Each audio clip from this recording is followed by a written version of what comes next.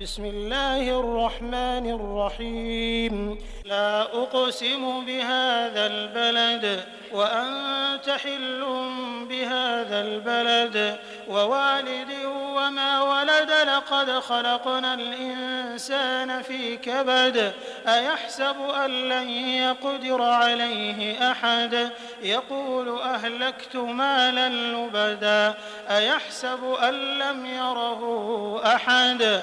ألم نجعل له عينين ولسانا وشفتين وهديناه النجدين.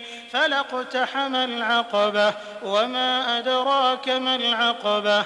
فك رقبة أو إطعام في يوم ذي مسغبة. يتيما ذا مقربة أو مسكينا ذا متربة.